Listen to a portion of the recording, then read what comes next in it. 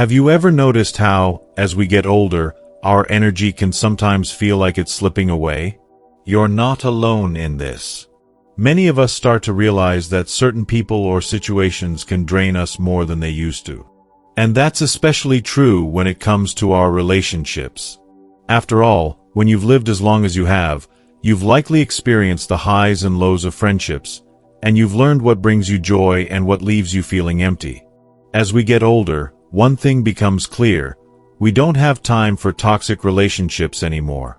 It's not just about being picky, it's about taking care of ourselves, mentally and emotionally.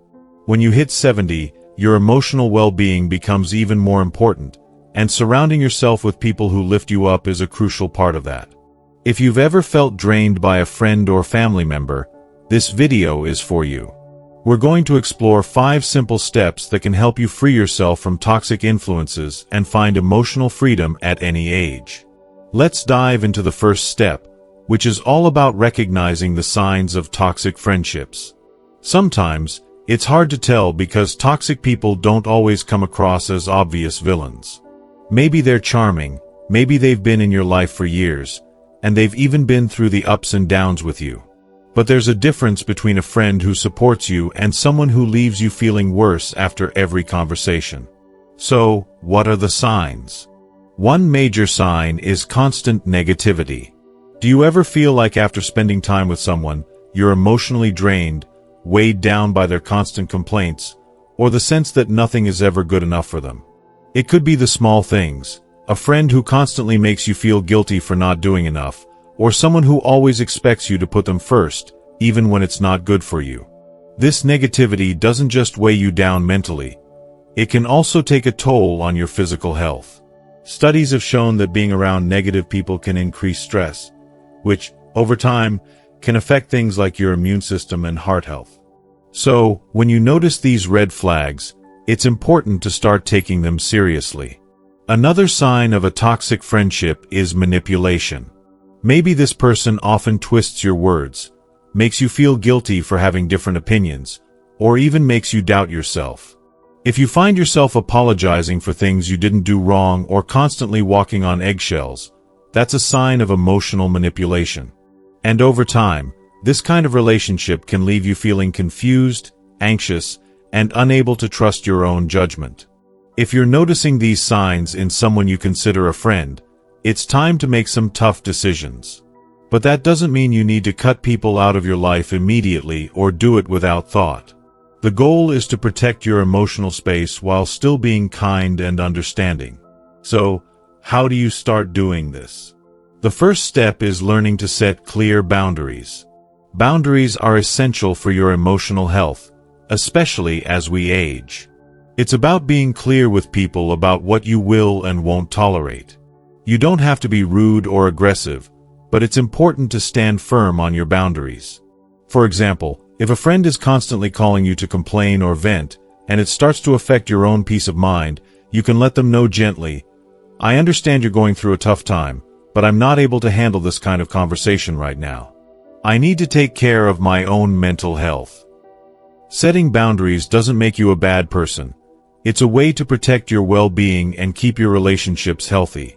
Now, let's transition into the second part of taking control of your emotional freedom: choosing to invest in relationships that lift you up. We all have that friend or family member who makes us laugh, who encourages us to be our best selves, and who makes life feel a little brighter. It's easy to forget how important these relationships are when we're caught up in the demands of everyday life. But nurturing these kinds of friendships is one of the most powerful things you can do for your mental and emotional health, especially after 70. Think about the people in your life who inspire you to keep moving forward. Maybe they've been through their own challenges but still manage to stay optimistic. Or perhaps they share your values and interests, which makes every conversation feel easy and refreshing. These are the people you want to spend more time with. They may not be as plentiful as other friendships, but that's okay. Quality matters more than quantity, especially when it comes to friends. So, how can you create space for these positive relationships? Start by reaching out to the people who make you feel good. Set up regular coffee dates or phone calls, or even join a club or activity where you can meet people who share your passions. It's never too late to form meaningful connections. And by choosing to spend more time with those who lift you up, you'll begin to notice a shift in how you feel about yourself and your life. These relationships will help you maintain your emotional health, keep your spirits high, and give you the strength to say goodbye to those toxic influences. As we wrap up the first part, let's take a moment to reflect on the importance of surrounding ourselves with people who make us feel good about ourselves. It's not just about being around people who are nice to us. It's about creating relationships that are supportive, enriching, and meaningful.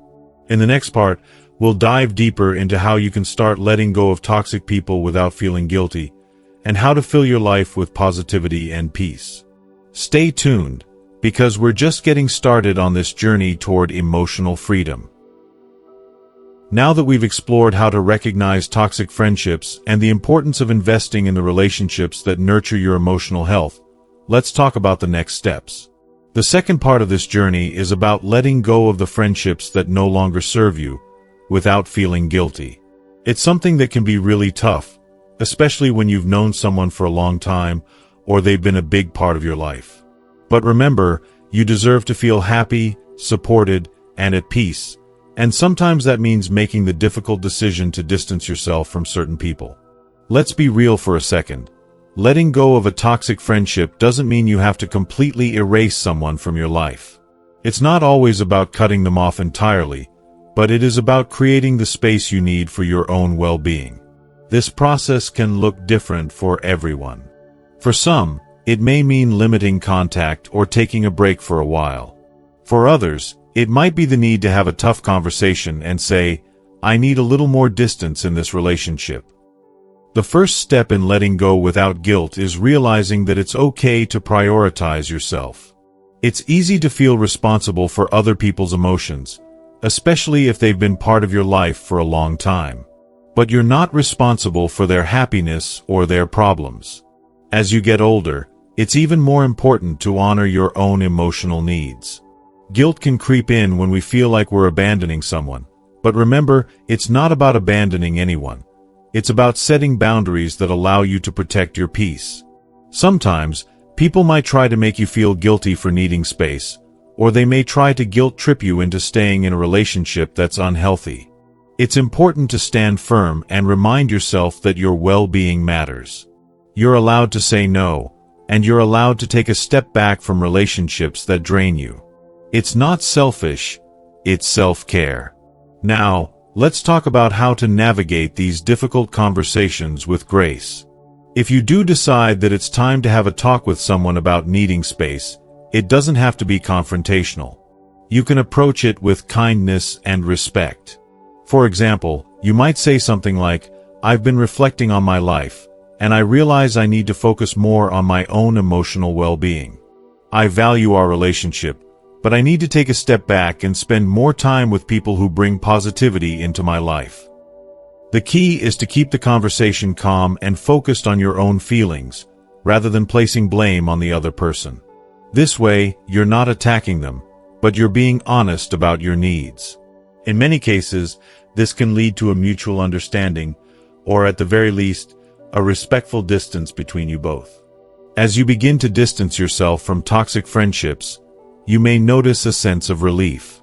At first, you might feel a little uneasy, especially if this person has been part of your life for years. But give yourself time to adjust. It's important to remember that this is a positive step toward your own emotional freedom. Just like you would take care of your physical health by avoiding habits that harm you, it's equally important to take care of your emotional health by surrounding yourself with people who lift you up. The third step in this process is focusing on your own self-worth. When you're in a toxic friendship, it can often make you feel like you're not good enough, or like you have to constantly prove yourself. But when you remove these negative influences from your life, you give yourself the space to rediscover just how valuable you really are. At 70, you've accumulated a lifetime of experiences, and that alone makes you worthy of love, respect, and positivity. You've earned the right to surround yourself with people who appreciate you for exactly who you are. So, How can you boost your self-worth and confidence moving forward? One of the best ways is through self-affirmation. Take a moment each day to remind yourself of your strengths, your achievements, and the positive impact you've had on others. Maybe it's the way you've helped raise your family, or the kindness you've shown to friends over the years. Maybe it's the courage you've had to face challenges head-on. No matter what it is, remember that you've contributed something valuable to the world, and you deserve relationships that reflect that value. Another important way to boost your self-worth is by taking care of yourself, both physically and mentally.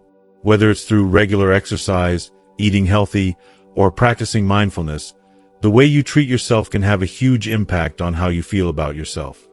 It's not about perfection. It's about doing what feels good for you and making your well-being a priority.